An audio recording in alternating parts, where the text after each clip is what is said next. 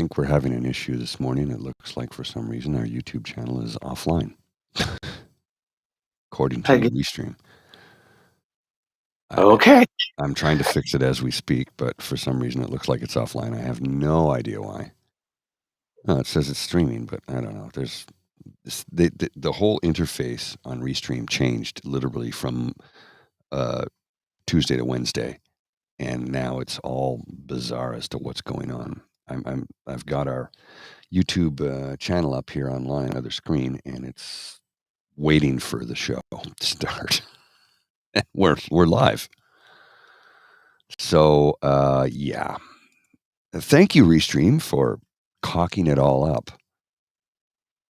I don't know what the hell is going on. It should be operational. It shows that it's there. I'll try it one more time. I don't know. Technology can be wonderful when it works, but when it fails miserably, it makes you very, very, very irritated. It should be working. Okay. According to Restream, it's working, but according to YouTube, it isn't. So I don't know what to tell you. I'll just send a message out to all the kids and cubs that we are live. Yeah, I don't even get the chat here for some reason. Huh. Interesting. All right. Do you want to relaunch or I don't know, man. no? Of course. Wait a Is it minute. working for you? Yes. No. No. I see us. We are definitely streaming on YouTube. On YouTube. Okay. Any chat, but I do see us. I'm on our YouTube channel there, and 6 people watching now. And yep. All right. It says 15 people waiting.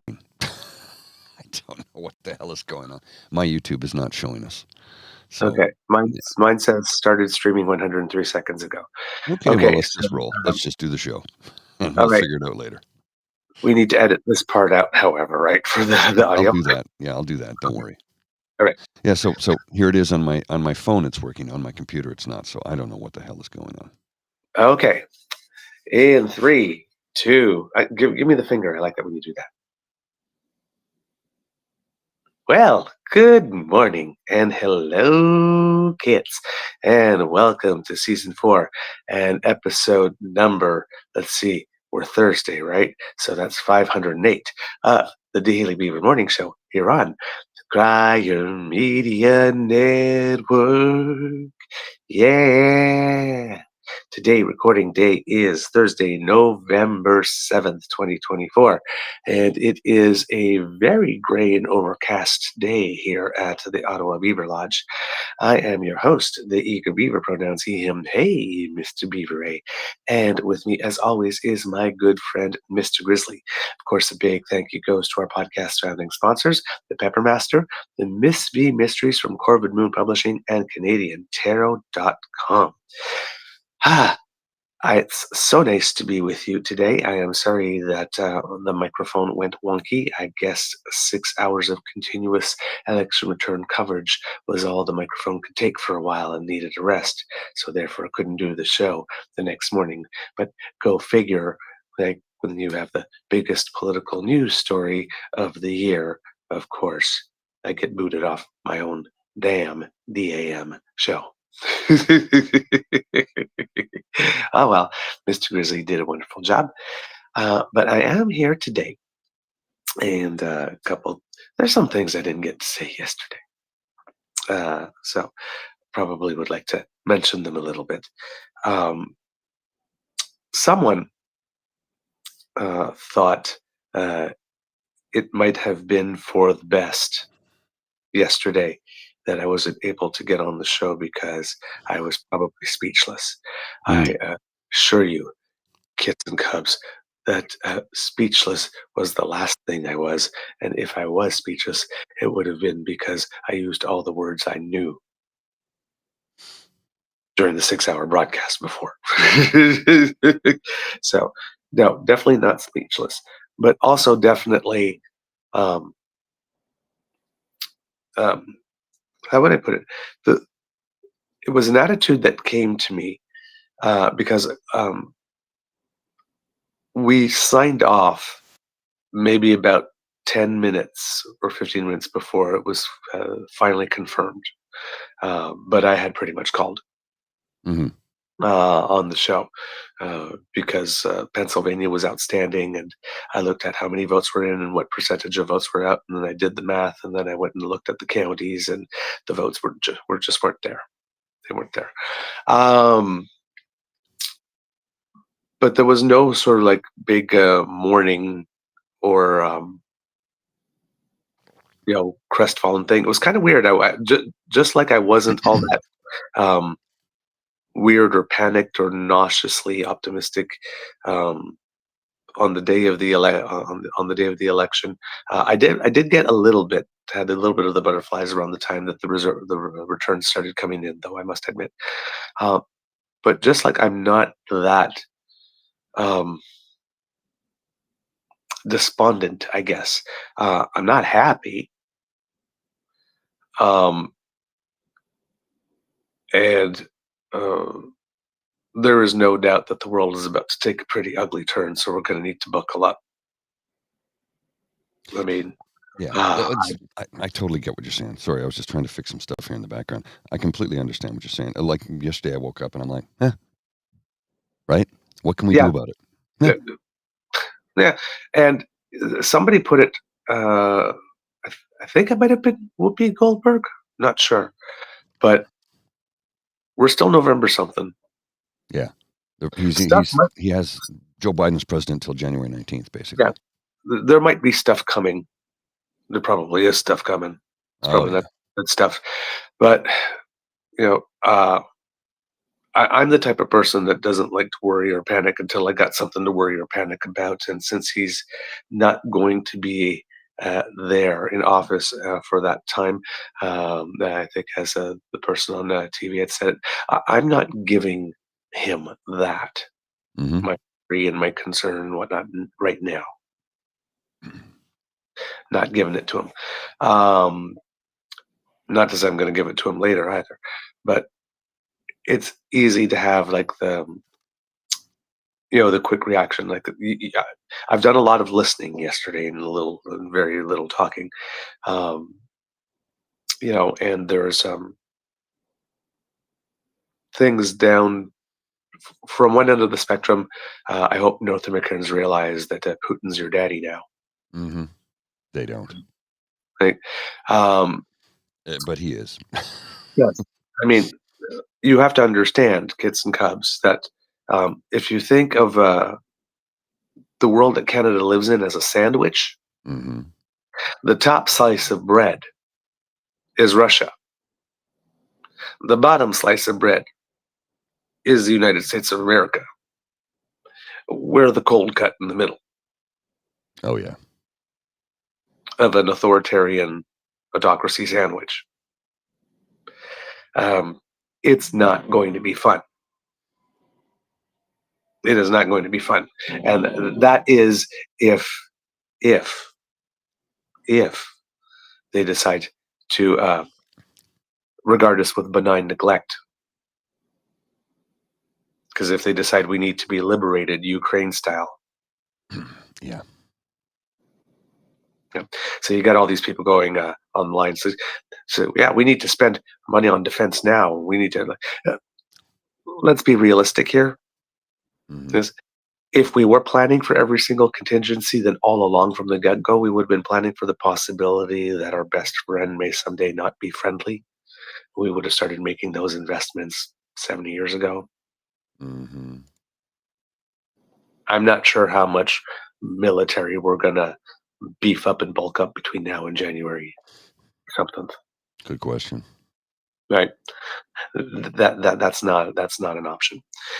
Conversely, um, I was at the curling club yesterday and sat around the table for a couple of matches, and after the matches, sharing the drink, and there was a lot of, oh, thank goodness we live in Canada. Yeah. Don't be smug. Don't be smug. This can just as easily happen here. Well, number one, but number two, um, This is going to affect us too. you're not. I don't think you're getting it. Yeah. Yeah. Exactly. I don't think you're getting it. Now, put a pin in that one because it will relate to something that I'm going to say later. The other thing is Wait. this result. Did I misunderstand? You don't think I'm personally getting it, No, or no, no, your not friend? you. No, no. Oh, okay, The people who are saying that, not you. right. Okay, I was The people who confused are there saying for a second. Yeah. it. Oh, I get it. Yeah, yeah, you get it. I know you get it. Um, Now, the other thing that you're hearing is, oh, well, we've got Trump now, so that guarantees that, or makes it more likely that Trudeau's going to get in again because Trudeau Mm. handled Trump the first time and did a pretty damn good job of it, all that kind of stuff. Not necessarily because, well, it's Angus Reid, so take it with a grain of salt. But Angus Reid had some polling out recently saying that Canadians were of the mindset before going into the election that if Trump wins, well, a Poilievre government would be better to deal with Trump. And if Harris wins, then a Trudeau government would be better. And it's like, um, the only way relationships with the United States get better with us under Poilievre than with Trudeau, the only way is if Poilievre, as soon as he wins, rushes over to Mar-a-Lago for some belly scritches and never, ever, ever, ever, ever, ever, ever, ever, ever, ever, ever says anything bad about Trump, like the way that Trump never, ever, ever, ever, ever, ever, ever, ever, ever says anything bad about Putin. Well, That's look, about the only way. That's about if the only way, which means surrendering.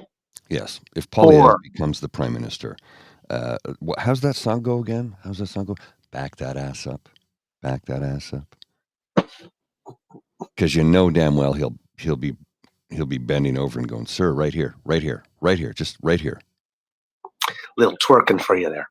Canada will take it in the ass from Trump if Poilievre becomes prime minister because he's a maple MAGA and he will give Trump whatever Trump wants, needs, or desires. And again, right? It's like, oh yeah, you're just being anti-conservative. No, no, no, no, no. This is No. past behavior. Past behavior. FIPA, Mm-hmm.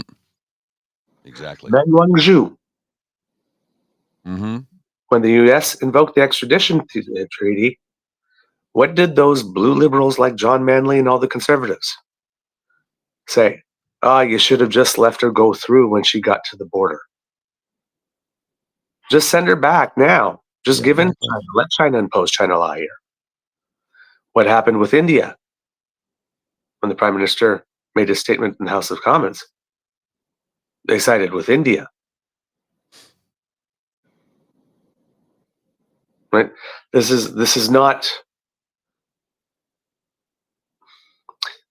This would not be new behavior No, from the Conservative Party of Canada. we've seen this before.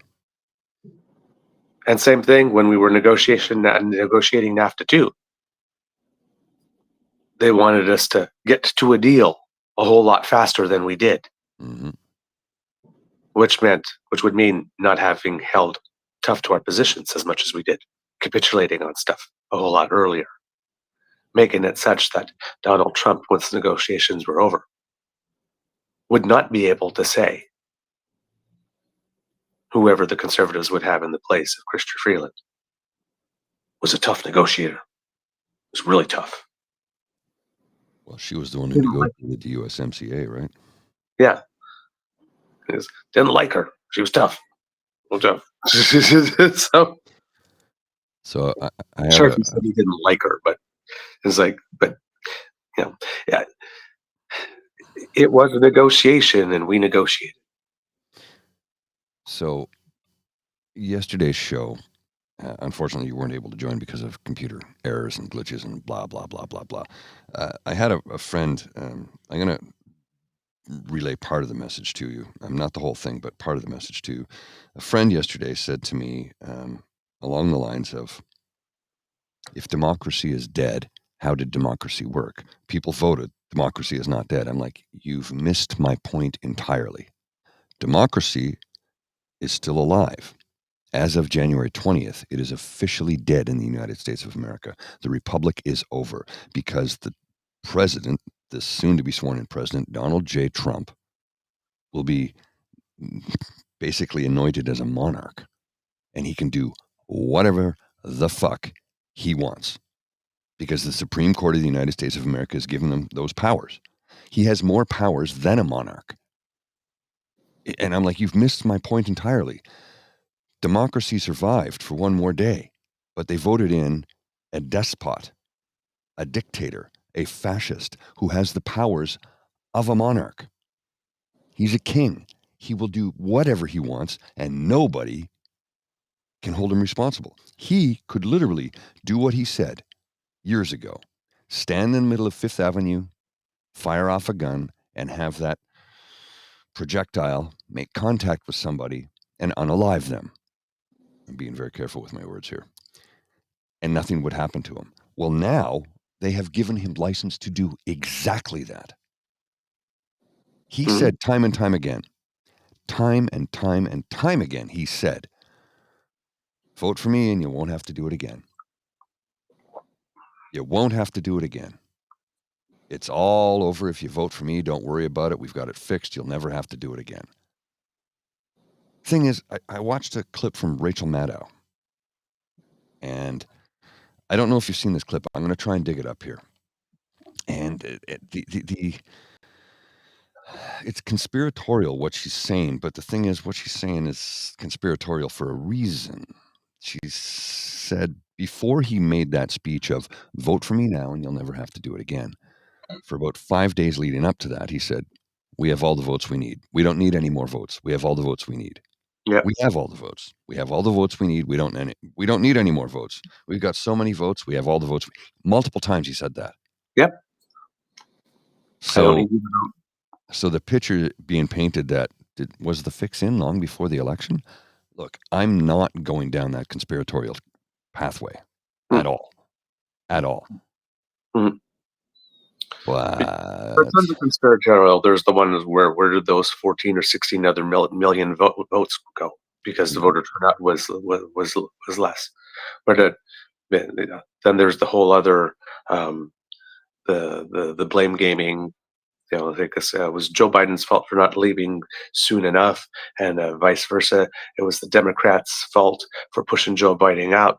Because in what world did you actually believe that Americans were going to vote for a black woman, mixed-race woman, over a white man? The only person that defeated Donald Trump was a white man, another old white man. So, because all of this is useless.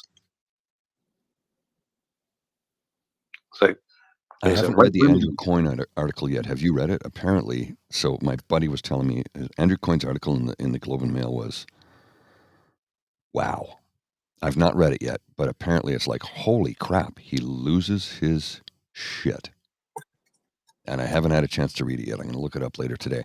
I do have this clip from Rachel Maddow, which we'll have to excise later because they'll definitely give us a copyright violation. Yesterday's show, I showed a clip of Jon Stewart from The Daily Show, and they blocked it completely. So I have to cut that out, which is in the process of doing it for the replay. But I'll show you this clip from Rachel Maddow because this is the one I was just talking about. I found it. I've got it here. Have a look at this. But let me also point out something more strange, which has been happening at the same time and it hasn't had as much attention. The day before Trump made those remarks on Friday, he said, you're never going to have to vote again after you vote for me this one time. The day before that, on Thursday last week, he didn't say that people wouldn't have to vote anymore once he was elected this November. Now, the day before that, on Thursday, he told his supporters, not that they're not going to have to vote again, but that they don't have to vote this time, that they don't need to vote for him this November. My instruction, we don't need the votes. I have so many votes. My instruction, we don't need the votes. I have so many votes. He said that on Thursday last week. And it turns out this is something, when you look, he says this all the time now. Watch. My instruction, we don't need the votes. I have so many votes. We don't need votes. I tell my people, I don't need any votes. We got all the votes we need. I don't need votes. We don't need votes. We got more votes than anybody's ever had. You don't have to vote. Don't worry about voting. The voting, we got plenty of votes. Don't worry about voting. Of all the weirdness around this campaign, this is a truly strange thing to tell people, right?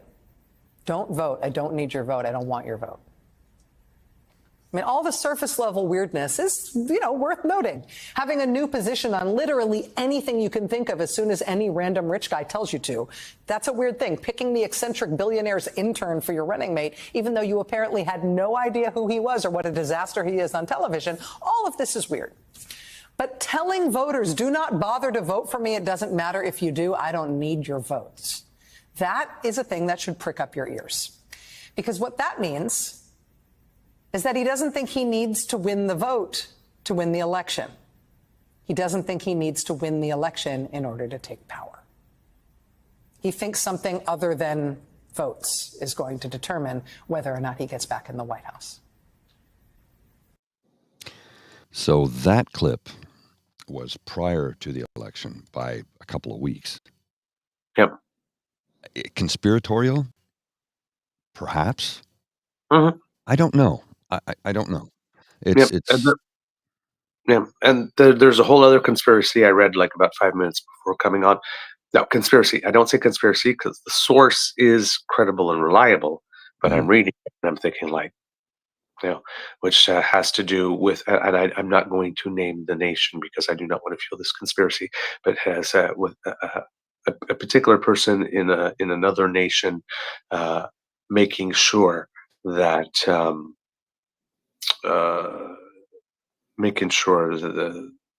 doing some underhanded things to ensure that Trump won, because they know that Trump will look the other way while they are doing what they do.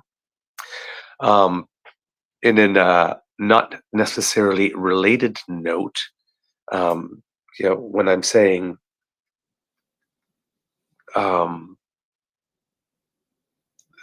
there's just a lot of stuff going on. Sorry, I'm having trouble getting all the thoughts organized in my head. It's okay. It's okay. I was talking before about the odds that this would make it easier for Trudeau, because it was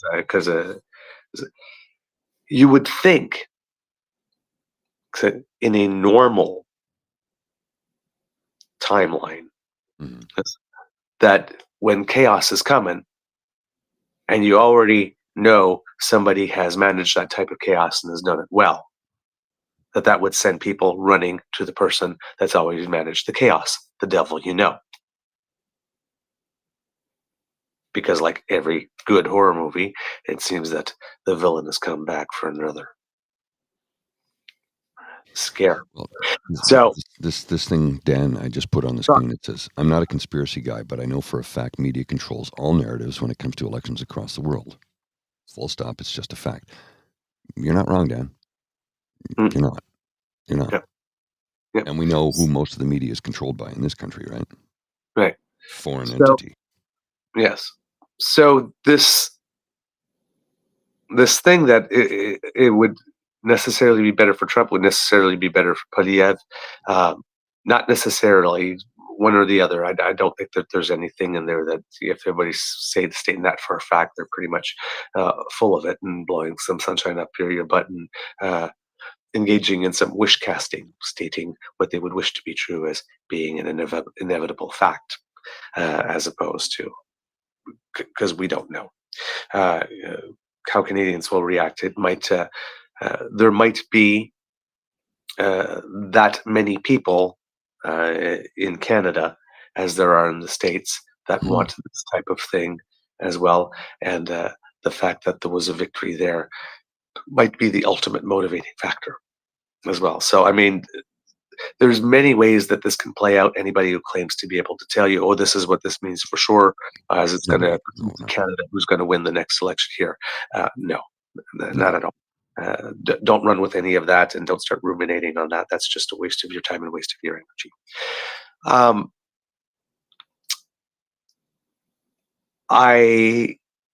When I say that the world is going to go through some pretty bad things, I pray for Ukraine right now.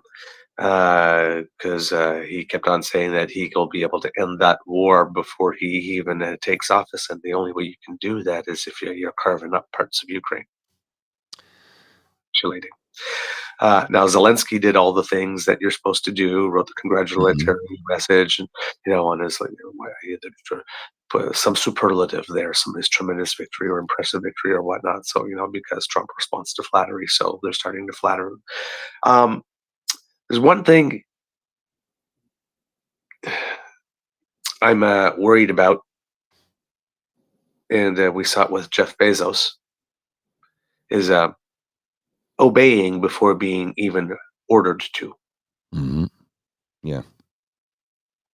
Now, probably should not. Nobody should probably be doing that. And if you're seeing public figures, entities, business leaders, governments, whatnot like this that are already doing that, it's time to press the panic button.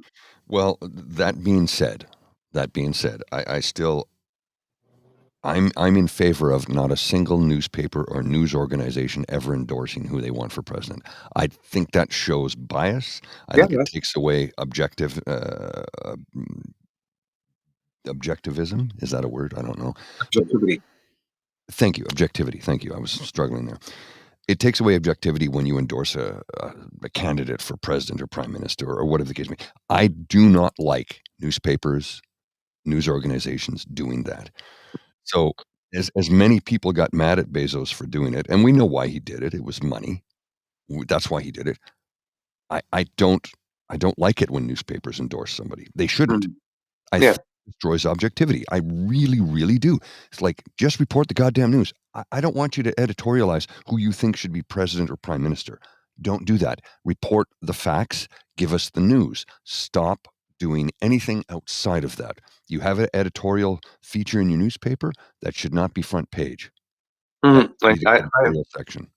Yeah, I understand that. It's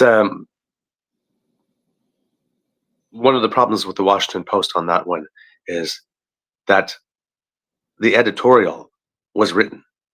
It was about to go, and it was public. It was pulled by Bezos. And number one, I understand the complication. Yes. And number two, the paper did endorse at the state level and down ballot. They endorsed all they only just did not endorse for president. But the point here is it's the lack of endorsement is one thing, but the pre-consent to doing business in a new way, so as to not piss off or offend the delicate sensibilities of the new monarch. Yes, exactly. That's very, very dangerous. Agreed. That's why it's a razor's edge, right? I don't like it when newspapers endorse, and I don't like what they did here. It's complicated. I want to put a quote on the screen here from H.L. Mencken that we have talked about in the past, and we'll bring it up once again. I'll read it out loud for those listening. This is from H.L. Mencken. He died in 1956. He was, I can tell you all about him here. He was a journalist, essayist, satirist, cultural critic, and scholar of American English. He commented widely on the social scene, literature, music, prominent politicians, and contemporary movements. His satirical reporting on the Scopes trial, which he dubbed the monkey trial, also gained him attention. The term Menkenian has entered multiple dictionaries to describe anything of or pertaining to Mencken, including his combative, rhetorical, and prose style. And the quote that is on the screen now for those who are watching can see, and I will read it out to you as follows. As democracy is perfected, the office of president represents more and more closely the inner soul of the people.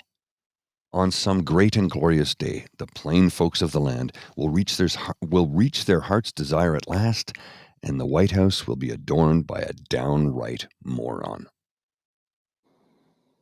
That was true in 2016, and it's true again in 2024.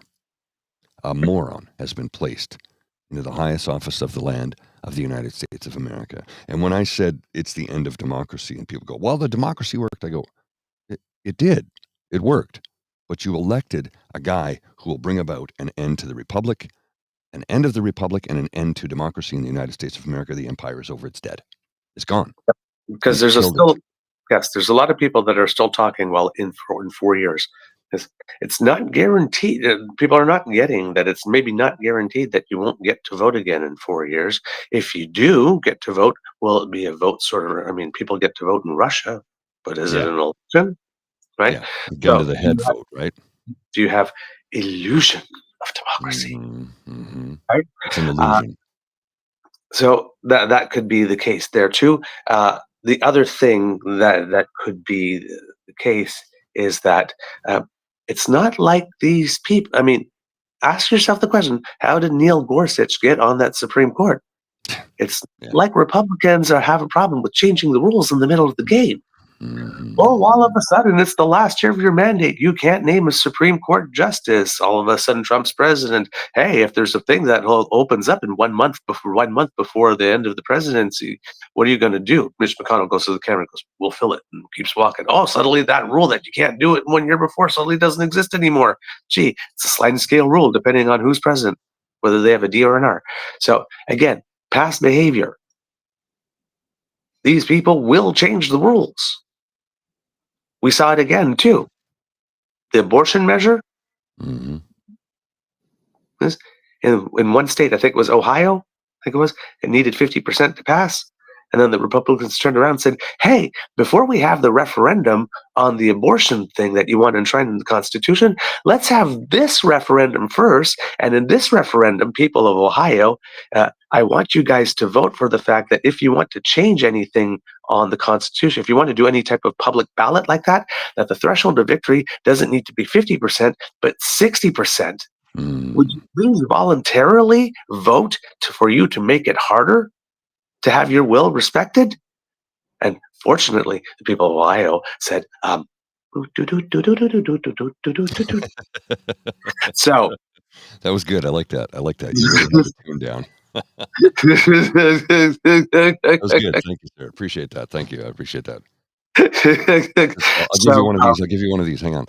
What the hell you say? SpaceX, what the hell is that? What the hell is this? What the hell? What the hell you so dramatic? What the hell you say? What the hell you say? What the hell? What the hell? Who moving the What the hell? What the hell? Indeed. So they like trying to change these rules in the middle of the game. So again, it's that one's right up there with thank God we live in Canada. It says, well, like this will be a tough 4 years, but we'll get through it. No, I don't think you're getting it. I don't think you're getting it. Indeed. We are in a new era. These are different rules completely, because we have no idea what's to come. We know what it is possible. And the way that the table has been set, particularly by the Supreme Court, oh my God, what is possible is absolutely horrendous. But we invite Irrational Times to share this channel with every human being living, breathing, even the ones who are no longer living and breathing. Share this channel with everyone you know. Bring them all in to watch our meltdown after the next election. See, here's the thing. The more you watch us, the more people who subscribe to our channel and the more people who view it, the more money we earn. So please, watch the fuck out of us. Well, no, but here's the interesting thing. Does this look like a meltdown to you? No, this is the thing. Like everybody thought I was going to be freaking out yesterday. And I said, well, congratulations, America. You've elected a despot and you've done what you've done. I had people hitting me up on Twitter yesterday saying, oh, are you having a rough day? And I go, why would I have a rough day? It's 20 degrees in downtown Ottawa. I'm in flip-flops, a t-shirt, and shorts, walking my dog. It's a glorious day. The weather's beautiful. The sun is shining. Oh, are you upset about Trump? No, No. I'm not. I live in Canada. I'm Canadian. I'm upset for Americans. I'm upset for people who will be harmed by this. But will it harm me, a 6-foot, cis-het white man? No. No. Now, economically, everybody in North America is going to suffer if he enacts all of the shit he says he's going to enact. It's going to harm everyone. And the funny thing is, the people who look like me, who think I'm going to benefit from this, it's like, no, you're going to take it up the hoop, and it won't be lubricated when it happens. Yeah. Anyway. and you're going to be unexpected. Yeah, but let's move off this because this irrational two character. I just Well, saw it. I just needed to No, say that. We can move on. yes, yes. I just saw a comment go through the chat, and clearly someone is looking for bait. Oh no, but he says this person's gonna share it No, with their no, friends. So no, thank you. no more. Yes, yes. Do share it with your Yes. friends, though. Yeah, yeah, Early. yeah. Please, Yeah, please. absolutely. Because I mean, if you're inviting them to see a meltdown, I mean, they're going to be rather disappointed. It's basically your street cred with your friends that's going to take a drop. So anyway, back to the rational discussion. Good. I like the way you did that, sir. I like the way you did that. Thank you so much. Um, so anyway, yes, yeah. There are certain tweets that come around, kits and cups, hopefully in the chat, that as soon as you see them, they're bait. You just let them swim on by, because those are tweets designed to provoke a reaction, and the last thing you do is give people who want a reaction the agreed. reaction they want. But if we can get more people to watch, I'm happy. No, yeah, absolutely. I guess, I Right? mean, if they want to volunteer to help us out, to be better known. So, Hell yes. yeah, Well, that's why I say hate watch us. Hate Like, watch us. we get paid. Love watch us, hate watch us. We get paid either way. Doesn't matter. The money's still the same color. Exactly. Right. All right. So moving on. Yeah, we gotta fix something here. Okay. So the other thing that we're looking at as well is there's Ukraine in one sense. The other sense is what's going on in the Middle East around Israel. Some things that I've been listening in terms of content is suggesting that Netanyahu would really like to be of assistance in getting Trump that Nobel Prize he has always yearned for. So don't be surprised if there is something that happens in that part of the world at the relatively soon. I don't know if relatively soon means in the next weeks or in the next few months. That might calm some stuff going on over there, for which Netanyahu will gladly let Trump take some credit to try and make move towards getting his Nobel Prize. For some reason, I sincerely doubt that the people on the board or the prize awarding committee of that Nobel committee are going to be particularly impressed by that. But we'll see. But there, we don't know what can go on. Whether or not Trump is going to decide to look the other way while Israel does its thing, or whether or not they are going to get involved in a certain way that provokes even more stuff going on in the area.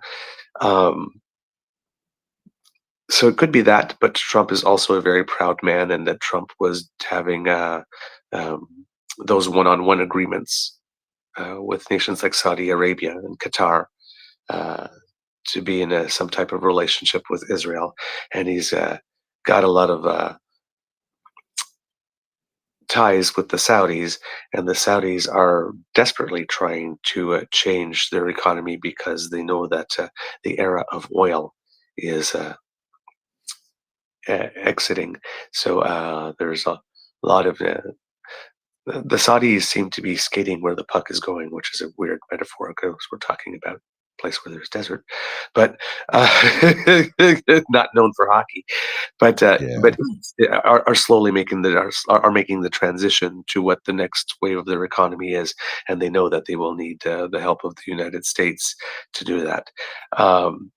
So there are some things, and Trump being very transactional, there are some things going on in the area that could lead one to believe, oh well, yeah, he's really going to really try to provoke a war there. Like, well, he really does want that Nobel Prize, so maybe over there, he'll be willing to listen to a few more people than he normally is. But we'll see what'll happen there, because if he decides to turn a blind eye, there's going to be a lot more death and destruction.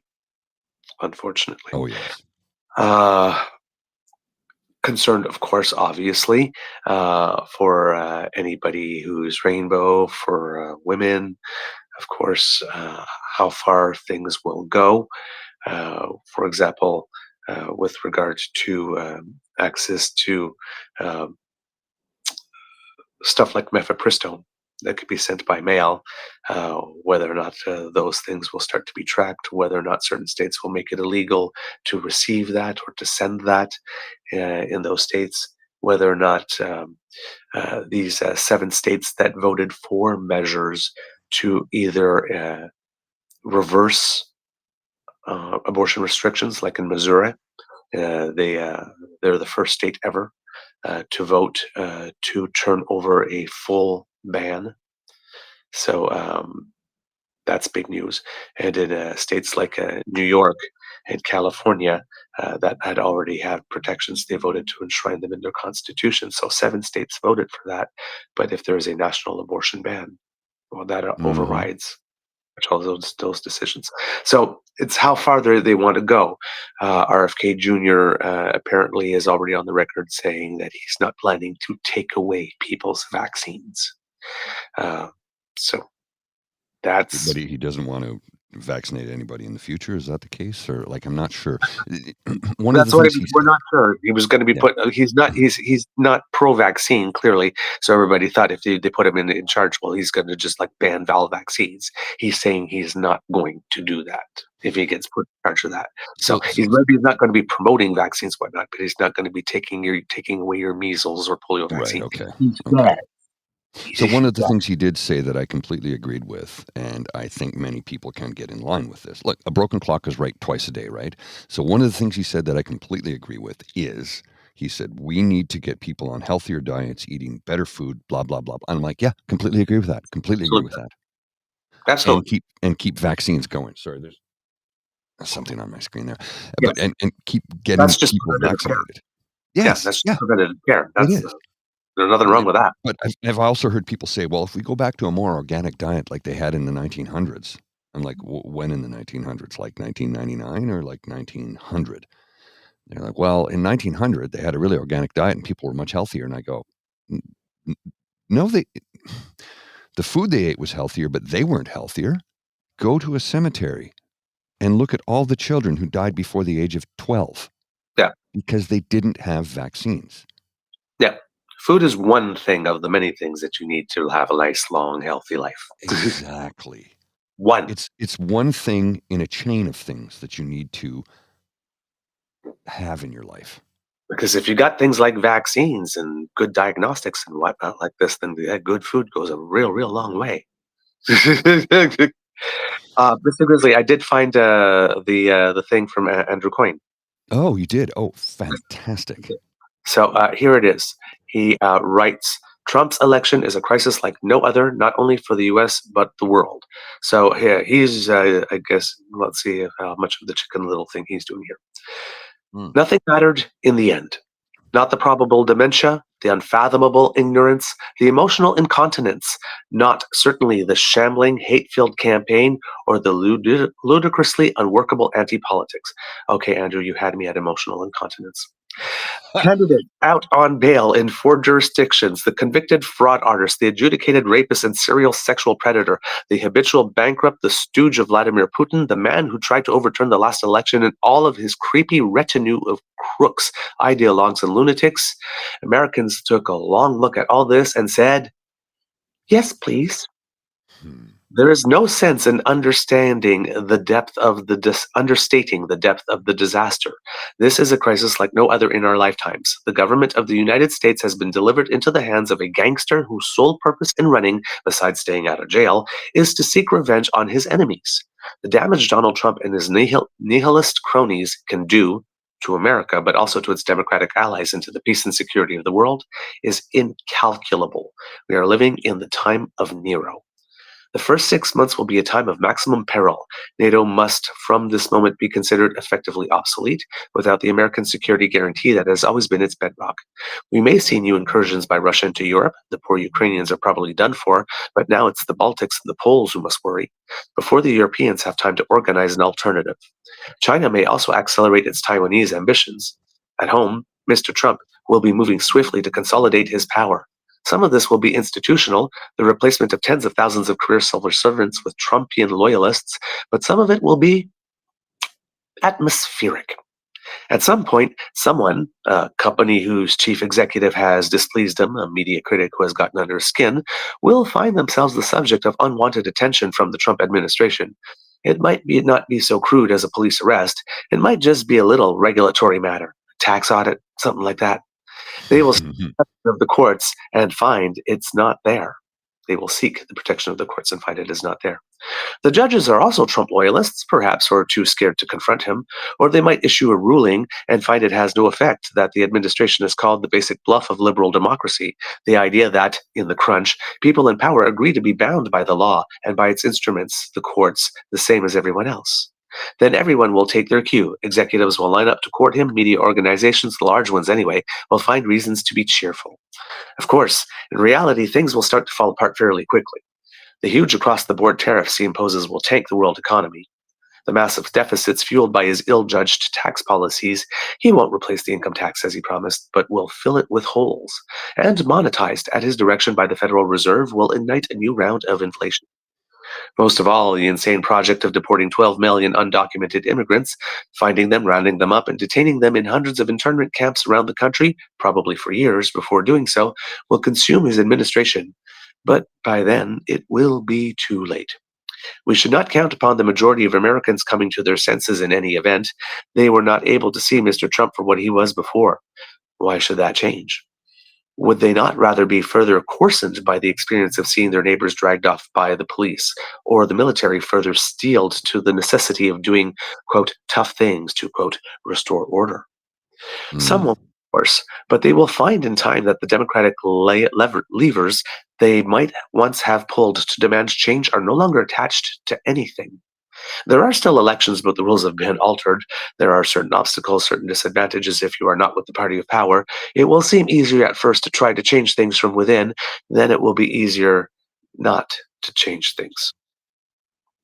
All of this will wash over Canada in various ways, some predictable, like the flood of refugees seeking escape from the camps, some less so, like the coarsening of our own politics, the debasement of morals and norms by politicians who have discovered there is no political price to be paid for it, and who will have the backing of their patron in Washington. All my life, I've been an admirer of the United States and its people, but I'm frightened of it now, and I'm more frightened of them. What's the David Bowie song? I'm Afraid of Americans. Apparently that was charting yesterday. I'm like, wow.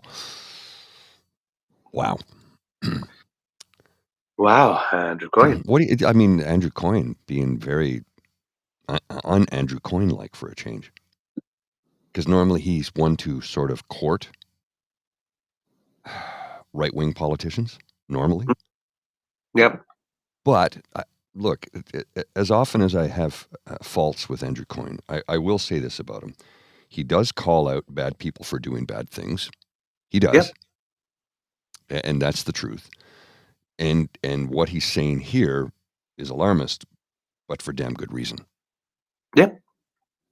You know, I mean, he was the one who pointed out to a panel on the CBC that $70 billion in federal transfers to the provinces for healthcare has not been spent on healthcare. Yep. He's not reaching here. No, he's not. He's not reaching here. He isn't. And again, you know, I sometimes find fault with him because I think sometimes he leans a little too far right, oftentimes. But when he's right, he's right. Here, my favorite journalist in this country is Chantal Hébert. Mm-hmm.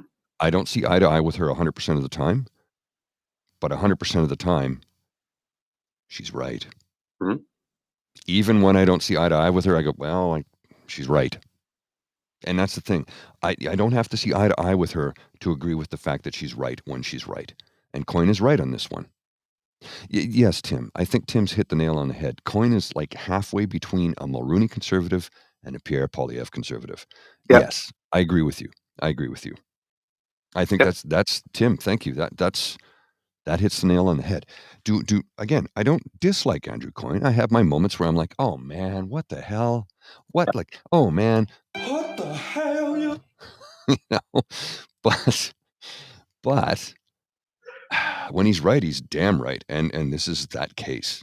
This is that case. He is damn right. Yep. Now, with what's going on in the States, right? The other thing that people are Do we give the trolls a panic moment? Oh my god, I can't. Do we give them that? Should we give them that? Nah, No. I can't be bothered. You know what I can give them? No, I can't do that. If I moon you, we'll get shut down because you can't show nudity on YouTube. So, Listen, this is the closest to that moment that they're going to get. it's the whitest part of my. Anyway. This is the closest to that moment that they're going to get. Right Yeah, here. exactly. Yeah. Right here. What I'm about to say right now. Go ahead, sir. The thing with Trump, Mm-hmm. there's a lot of people when we're talking about some nuclear grade coping here, like this. Oh, creator, let it be so that he's as incompetent right now as he is, especially in the first 2 years, and then we'll get to midterms, and he won't be able to execute all the things that he wants to and all that kind of stuff. Okay. They keep on saying America should be run like a business. No. They got their businessman. He had one term. Term one, businessmen, especially the high-powered ones, love hostile corporate takeovers. Oh, yes. Term one was a hostile corporate takeover of the Republican Party, of the Supreme Court, and ergo the Constitution. Term two is a hostile corporate takeover of the entire machinery of government. Mm-hmm. Right? He's not alone this time. He's not alone this time. Mm-hmm. The last time, the Federalist Society wrote everything down that he needed to do to make sure that he got the 3 judges that he needed in order to overturn Roe. This time, it's the group of people that wrote the Project 2025 document. What was it? Who was it? Matt Walsh, I think, Yeah. was a Now, piece. whether He they said yesterday, maybe it's time we invoke. What did he say? I'm trying to get the verbiage correct here. I think it was along the lines of, maybe it's time we admit that Project 2025 was real, because they denied it for so long, right? Yes, exactly. So the thing is that whether it is real, whether it isn't real, right?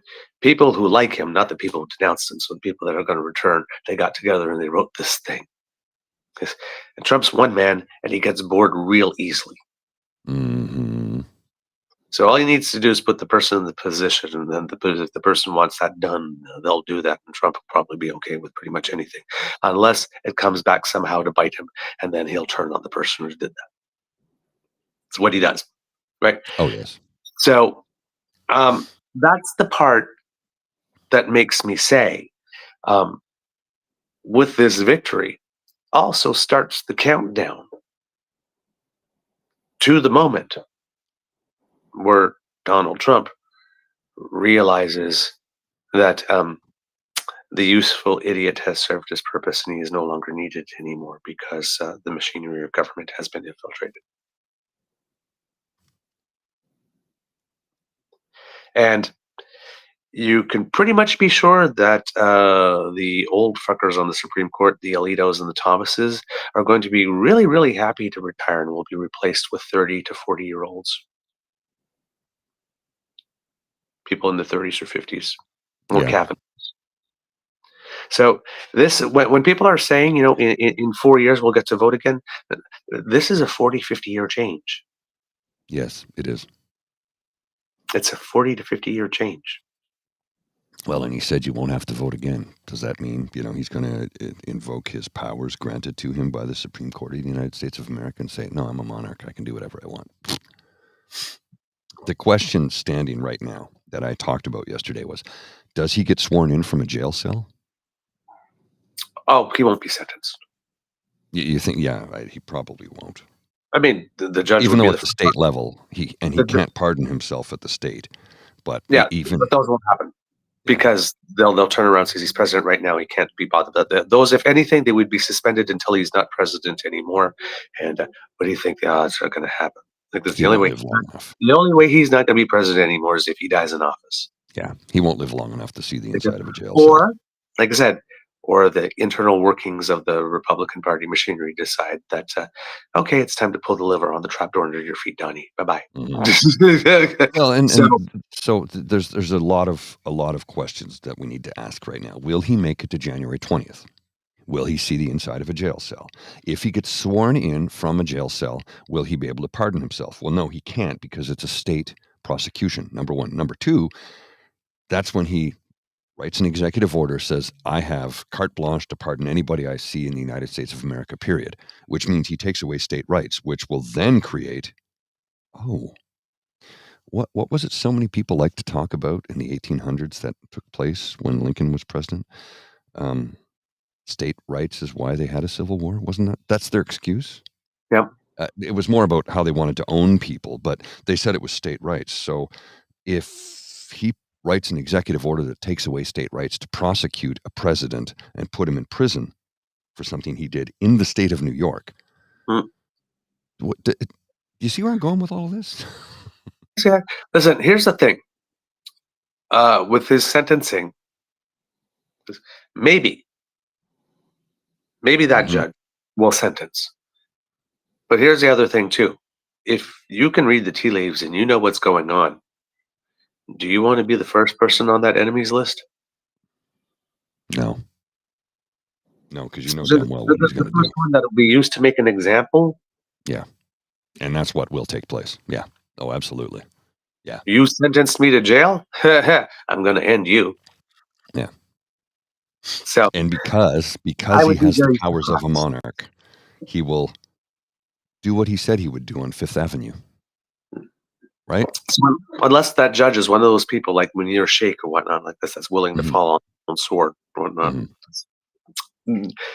Don't hold your breath for sentencing. There'll probably be some legal reason for which, well, he's the president now, so I guess there's no point in doing that, or this thing is moot, or whatever, or something will happen. Yeah. So, yeah, John Smith is already winding down his investigation as well. That's there's not. I mean, Fani Willis got reelected, but I'm not sure she's going to be able to do anything either. So, it's that whole concept of no man being above the law turns out was a lie the whole damn time. America, what a country. Miss Shattuck asked a question here. I'm going to put this question on the screen from Miss Shattuck. If he were to die or get sick or goes to jail before the swearing in, does Kamala get the presidency by default? No, Vance would. No. Vance is the vice president. He becomes the president, period. That's what happens. No matter what happens to Trump in the future, the presidency will still go to the Republican Party, period. Yeah. The other sort of like fantasy scenario, conspiracy scenario going out there is that somewhere between now and January 20th or soon after, Trump goes to JD and says, well, it turns out that I can't pardon myself. So here, how about I sign this thing to make you president? And as your first act as president, you pardon me. Yeah, exactly. Quid pro quo. So yeah. Now, over here in Canada, the one last little thing I want to mention here, when they're talking about Poilievre and Trudeau, you have to understand that when Trump was president the first time, Canada was a favorite punching bag. Whenever he screwed up at home domestically or whatnot like this, then he would come in and find a reason to either slap a tariff on us or say that he had a phone call or something with the prime minister and he was insulted or something like this. So we're going to be that again, number one.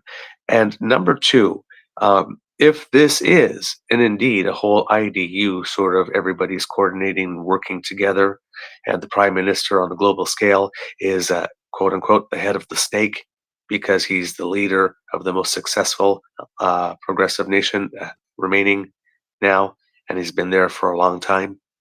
So all the nations of the world India and China and Russia and the United States all have to set their sights on making sure to take him out in order to crush this movement all around the world because he is perceived as its figurehead.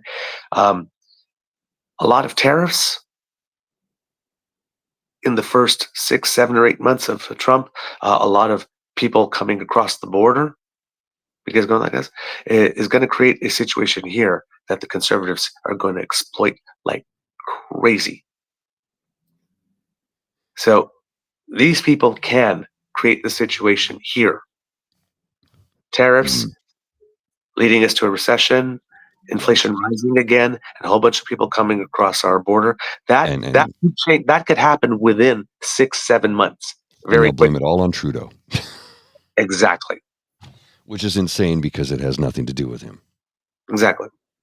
And that's how they get their prime minister put. Yeah. So we are going to be in for some bumpy rides. Now, for people who are homeowners, however, good news for you because, hey, if Donald Trump's going to make inflation go sky high and provoke a recession, that means interest rates that are already going down and might have only gone down to 3 or 2.5% will probably go down lower. Mm-hmm. So, yeah, you. But other than that, it's going to be a shit ride. Get your humor. Like this, feel your feelings. Be mad, be frustrated, be disappointed, whatnot. But as Margaret Atwood said, it's like, be disappointed, but do not despair. Despair means you've given up, and you do not have the luxury of despair. Well, there's a few folks I spoke with yesterday online, just in chats, and they're like, okay, I think I'm going to quit. I'm like, please don't. Please don't. We need your voice. You are important.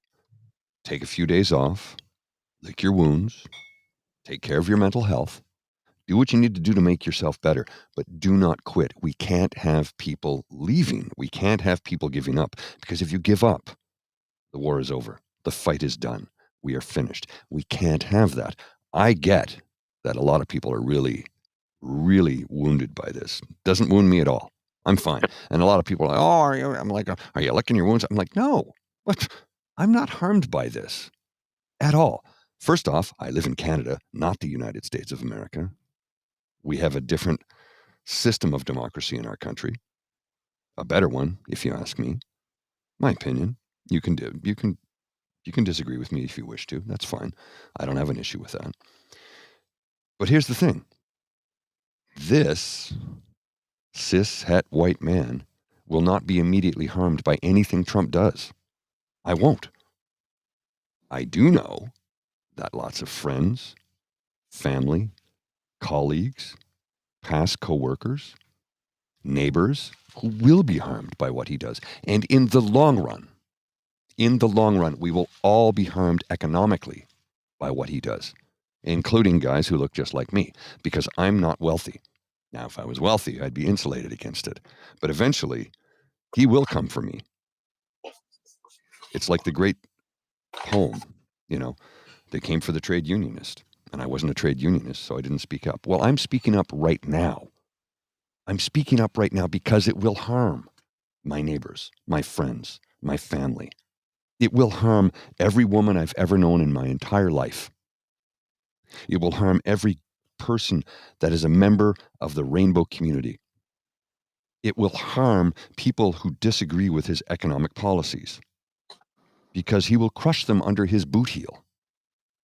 So yes, I'm speaking up now. I'm using my extreme white privilege to let people know that if you sit back and just let it roll over you, we'll all get steamrolled. You cannot sit back and be idle.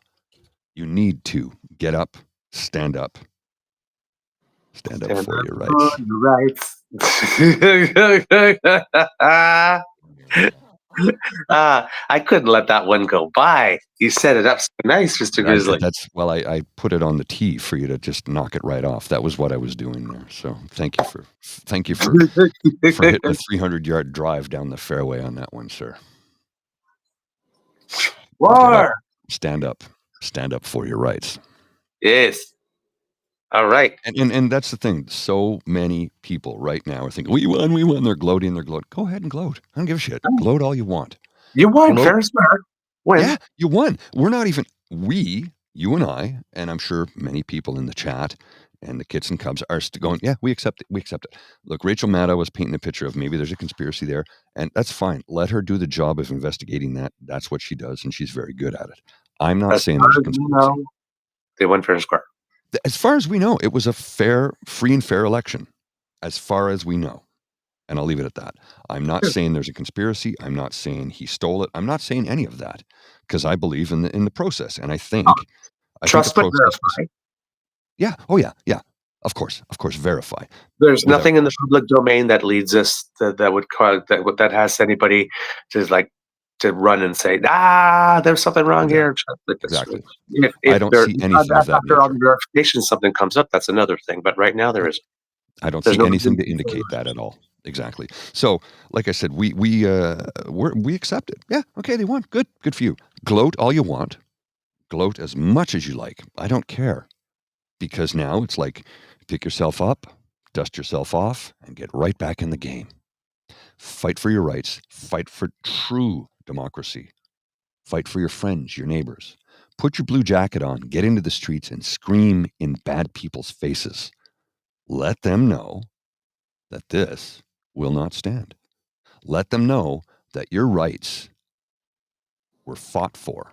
People died and bled for your rights, and you're not going to give them up. Not one millimeter, sorry. Milliliter's a liquid measurement, millimeter, not 1 millimeter. Or for my American friends, not 1 inch. Don't give up an inch of your rights. Fight, fight, fight. Isn't that what Trump said after his assassination attempt when he got Yeah. nipped in the ear by a bullet, which has no scar and his ear looks intact? Anyway, fight, fight, fight. So get up, dust yourself off, take a day or two, take a breath, get back in the ring, and punch well above your weight. Mm-hmm. Yep, indeed. Kit Cassie had a great comment that passed by earlier, which unfortunately I can no longer see because I wanted to say something about it, but I did see it was something about Democrats, and I missed it, unfortunately. All right. I think that's pretty much all there is to say about it at the moment. There was, like I said, there was a couple of good moments. The first ever transgender person to be elected to Congress was elected, so that was kind of interesting. And like I said, in 7 states, abortion, the rights to that was more protected. So there's that. There are certain things in Wisconsin. They no longer have gerrymandered districts, which led to 10 seats in the House of Representatives of the state House Representatives being flipped to the Democrats, and there's still 4 more to be decided. But it could be such that the House is as close as a 50-48 now, as opposed to something like 64-34, like it was before. With these types of things, so there are little things of good that happened here and there through all of that, but it's bad. Indeed. It's just bad, and how bad it is just depends on how much the people that now have the power, who will have the power starting in January, are willing to curtail themselves. Also depends on whether or not the House does flip. Right now, I would say it probably does. It does not flip. It probably remains in Republican hands. But if it does, there is some check. But if it doesn't, it's literally at least 2 years of unchecked power until midterms. So it's going to Just be an done. FYI, sir. Just want to give you an FYI. I've put our YouTube stream onto my personal Blue Sky channel. We'll set up a Blue Sky channel for True North as well later on, just because we don't know what the future You of never know. Twitter is. Yep. So let's get all our bases covered. And a lot of people are migrating to Blue Sky. So Yep. we'll right now I've linked the YouTube channel, but we will set up a Blue Sky for True North and be able to broadcast there as well. Yep.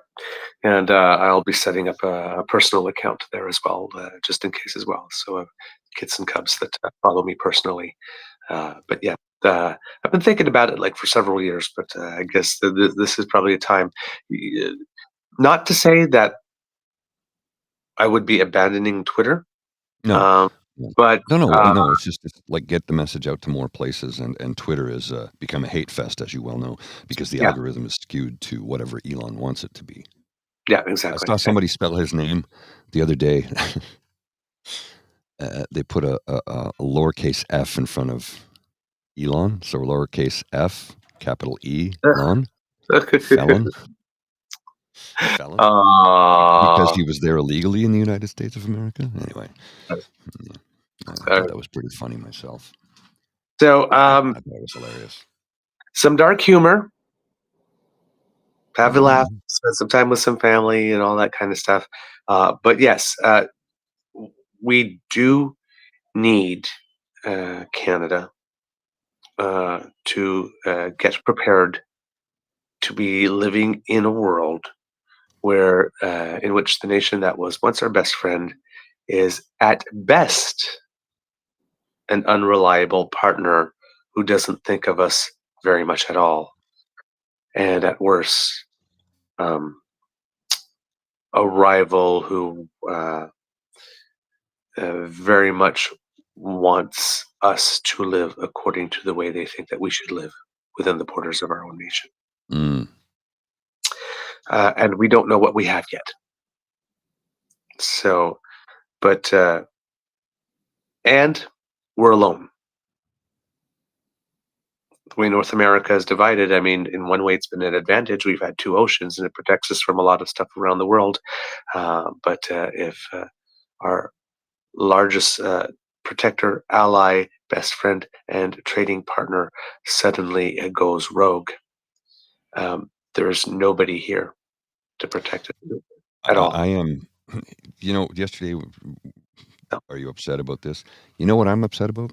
What could very well and will and most likely happen to Ukraine Hmm. under a Trump presidency, because we Yeah. all know whose teat he's suckled at for decades. Yeah. And we all know how much he admires and loves despotic leaders like Orban and Erdogan and what's his name in North Korea, Sure. and Putin, his master, his puppet master, Vladimir Putin. And Xi and Erdogan and the guy Yeah, in Belarus, and he likes them he all. loves despots. He loves them. He loves them. You remember, he said he wants his generals to be like Hitler's generals. You know, Hitler's generals tried to murder him several times, right? Yes, he doesn't think these comments through. He's not a smart man. Everybody goes, oh, he's a good businessman. He's been bankrupt 7 times, and he doesn't pay his contractors. He bankrupted a casino. A license to print money, and he bankrupted it. Have you ever heard of a casino going bankrupt other than, people funneling money out of it? I mean, come on, it's a license to print money, and he bankrupted. The man is a fucking idiot.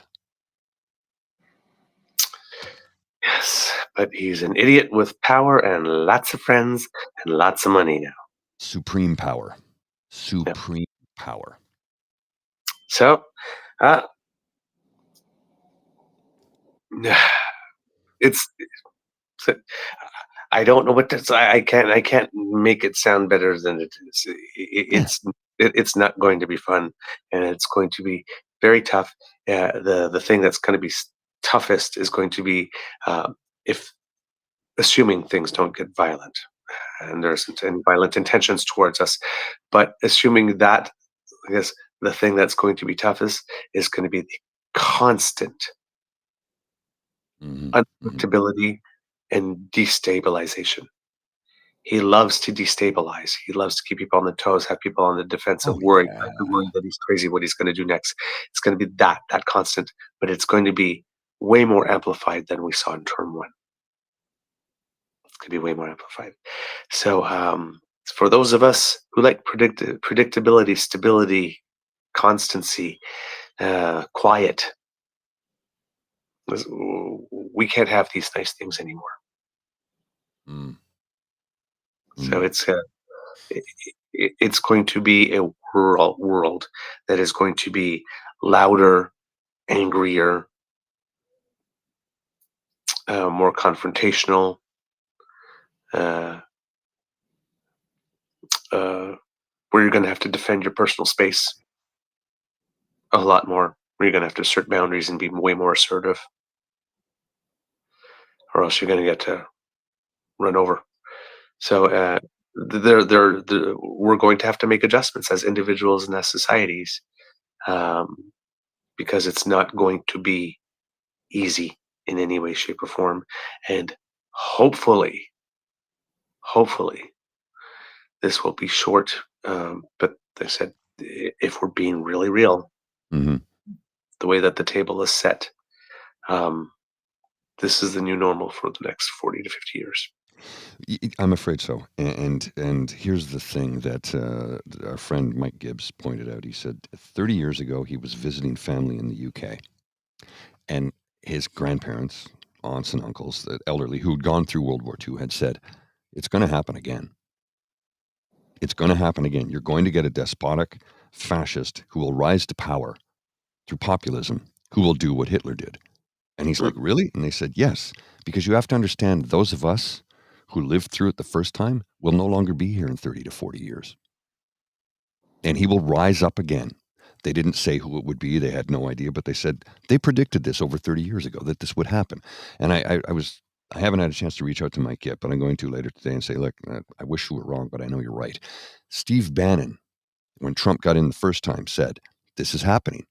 It's going to happen again, and it's time." I hate Steve Bannon.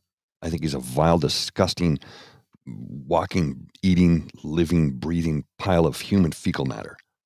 But he was right. He was right.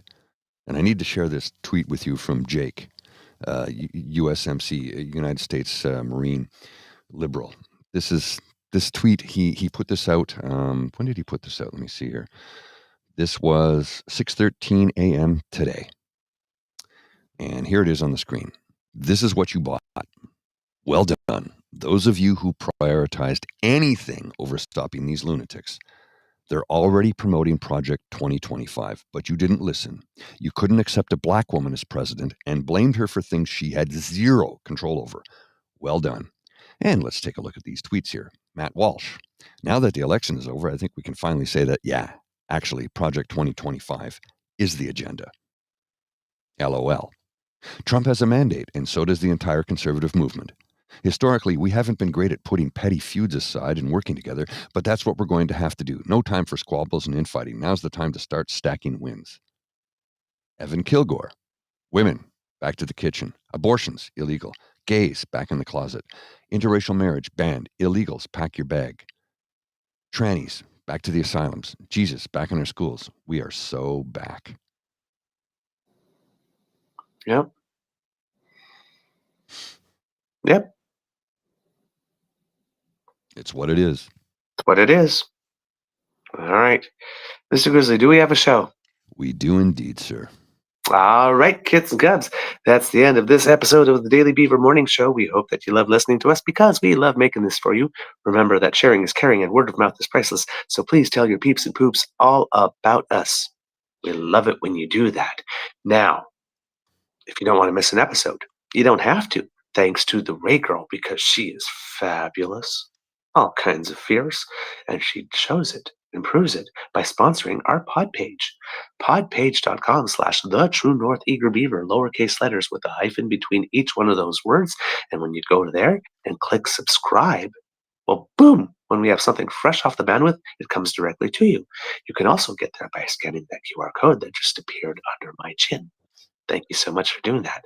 Now, if you would like to support us in other ways, then you can surf on down to the True North Eager Beaver Media Incorporated YouTube page, like Kit Elaine does, and click on our buttons, like, share, and subscribe. We have 3 buttons for you. If you click them, that makes us happy, really does.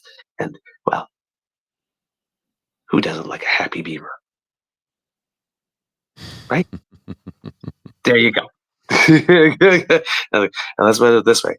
After the election, at least somebody should be happy. Might as well be the beaver. Wink. Hell yeah. Okay. So, if you would like to support us in other ways, the QR code by Mr. Grizzly brings you to our coffee page. That's coffee, ko-fi.com/eagerbeaver, lowercase letters, all in one word. And that's where you will find our tip jar. So if you like our show, you like our product, you want to encourage us to do more, and you want to help us with the financial costs of bringing this to you every day, well then, if you just go there, scan that QR code, or again, coffee, ko-fi.com/eagerbeaver, and drop a few loonies, toonies, maybe a $5 or so in there, that makes us feel very good, and it really does help because there are some costs to bring this to you. And if you are not able to contribute financially, please do not worry, because the gift of your attention is the one that is the most important to us, and we do love to hear from you. So please write to us at truenortheagerbeaver@gmail.com. That's our email address, or at TrueEager on our Twitter feed, down here in the comments section if you're watching us on YouTube, or at our Facebook page, True North Eager Beaver. And kids and cubs, we're have some stuff coming up for Remembrance Day. But if you have anybody that you know, a friend, a current family member, former family member, that you would like to give a shout out to for Remembrance Day, and you want to tell us a little bit about them and how it is that they've served, please write to us. Yes, Send please. it to Please do. us at truenortheagerbeaver@gmail.com. Preferably, we will scan our other socials to see if you send us something there. But do send it to us by email, and we will try to incorporate them in our show.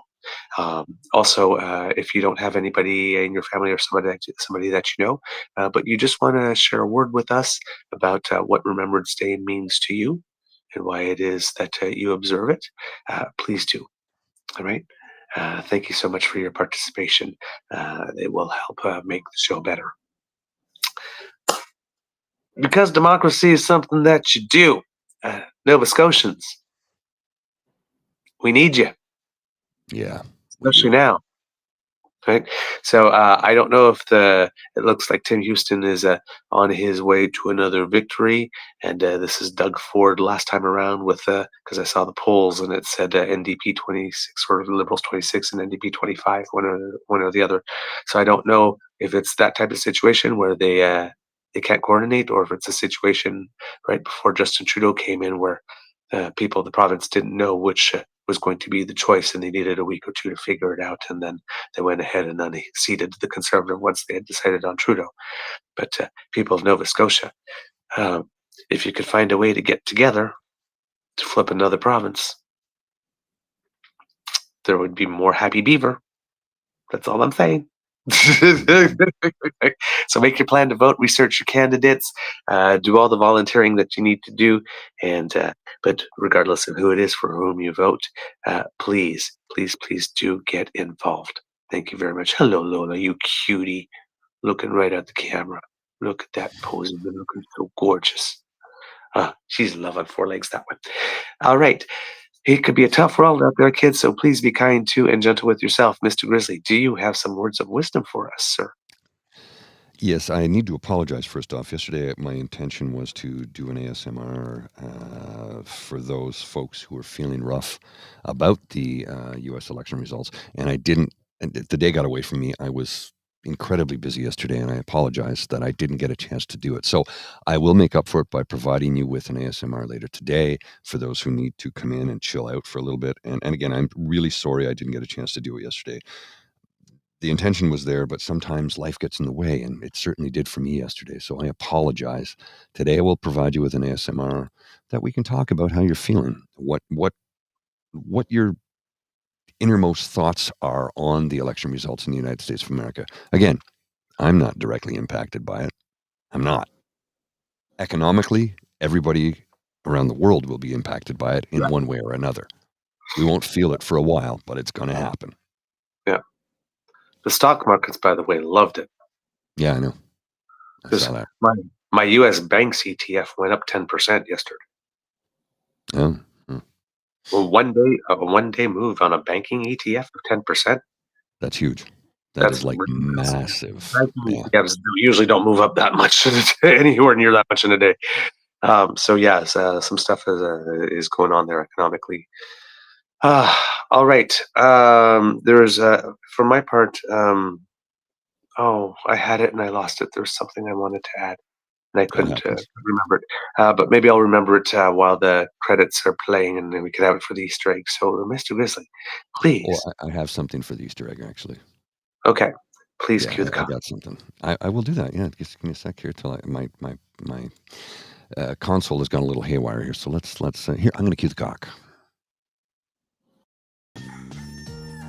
You are listening to a True North Eager Beaver Media Incorporated podcast. The True North Eager Beaver podcasts are proudly brought to you by our founding sponsors, the Misfit Mysteries from Corvid Moon Publishing, your source for science fiction, fantasy, and cozy mysteries featuring a broad diversity of characters, CanadianTarot.com, their uniquely Canadian online eclectic tarot community, and the Peppermaster, hot pepper sauces made from farm-fresh ingredients to thrill your taste buds and expand your mind. We are grateful to the Crier Media Network for its support, Pete Jarvis for our artwork, and Paul Joseph Something for our opening and closing sequence music.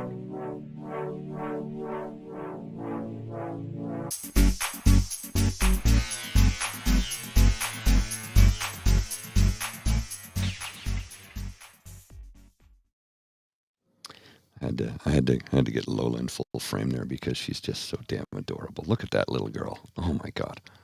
My 90-pound muscle-bound love hound. She is my mental health support animal, believe me, in more ways than one. So for the Easter egg, I wanted to. We had discussed this earlier in the show. Well, before actually in the green room before we went live, and I meant to bring it up in the show, but I didn't have a good segue, so I'll bring it up now as an Easter egg. For those of you who are unaware, let me just pull it over where I can read it a little bit better. November is Lung Cancer Awareness Month. This is from Charlie Senack. I hope I pronounced Charlie's surname Senack, Senack, a local writer, reporter, editor, managing editor of the Ottawa Lookout, which is a curated news page. He says, in February 2023, my mom was diagnosed with an aggressive stage 3 form of the disease, lung cancer. She was given 4 months to live without treatment. The answer to whether or not to get treatment was an easy one to make. What followed was 30 rounds of radiation and 9 rounds of chemo. That summer, we got the all clear that she was cancer-free. But complications followed.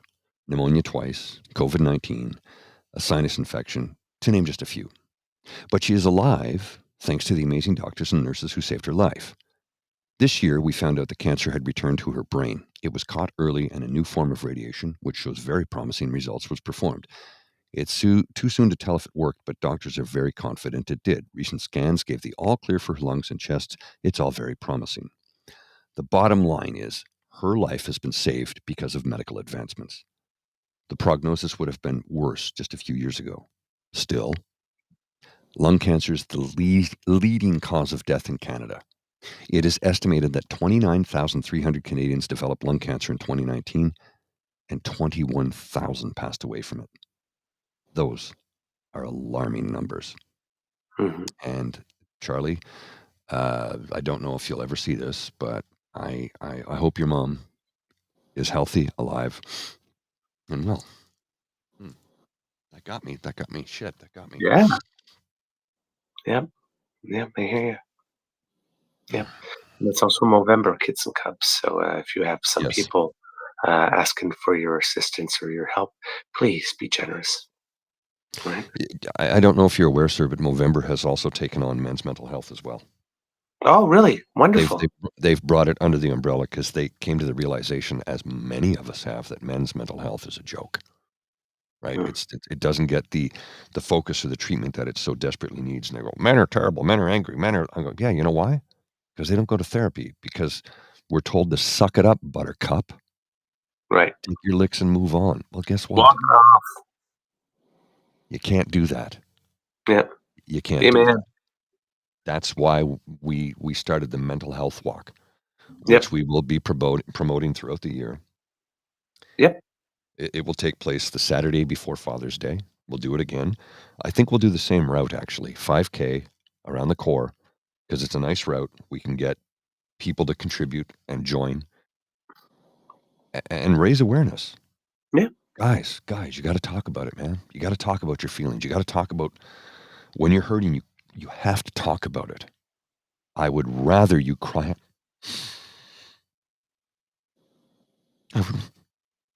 I would rather you cry on my shoulder than me attend your funeral.